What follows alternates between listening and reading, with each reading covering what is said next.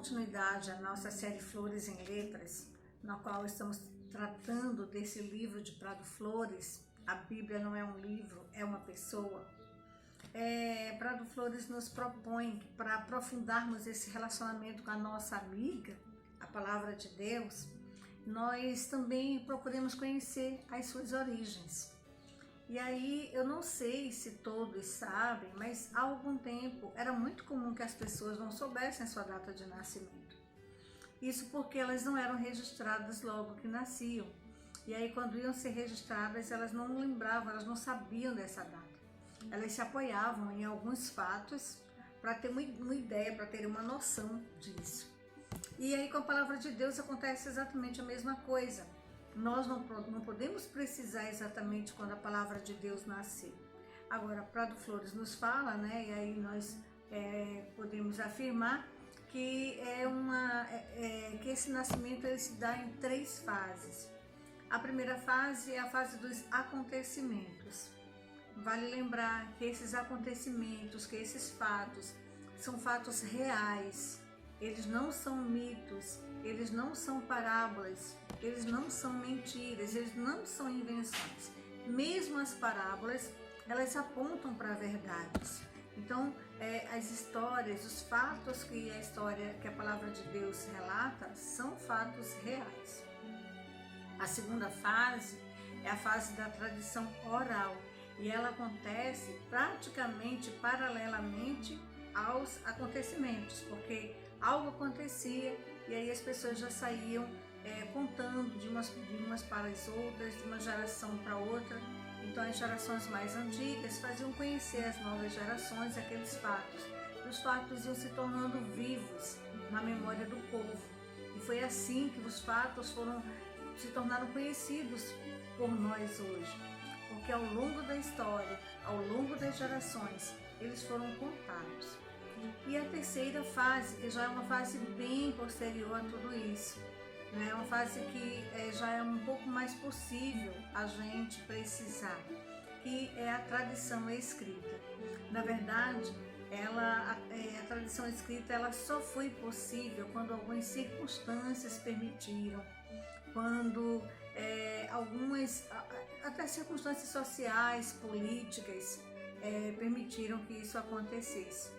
Então realmente é uma fase bem posterior. E nesse processo de passagem entre a tradição oral e a tradição escrita, evidentemente que alguns fatos se tornam mais esquecidos, outros se tornam mais valorizados. Isso, entretanto, não anula o teor de verdade, a credibilidade que a Palavra de Deus tem, porque, como já dissemos, é uma palavra inspirada por Deus. Um outro aspecto no que diz respeito à origem da Palavra de Deus é a sua nacionalidade. E da mesma maneira, né, há pessoas que têm dupla nacionalidade, porque nascem em um lugar e crescem em outro. E a Palavra de Deus também é assim, ela não tem uma única nacionalidade, ela nasceu em lugares diferentes. Prado Flores nos lembra que, por exemplo, parte da Bíblia nasceu no deserto. Ali, por exemplo, o Decálogo nasceu no deserto do Egito, ali nas areias do Sinai. A maior parte, entretanto, nasceu na Palestina, na Terra Santa. Isso em se tratando do Antigo Testamento, né? Mas também uma outra parte do Antigo Testamento nasceu na Mesopotâmia, hoje seria o Iraque. E porque foi lá, por exemplo, que o povo de Deus chorou o seu desterro.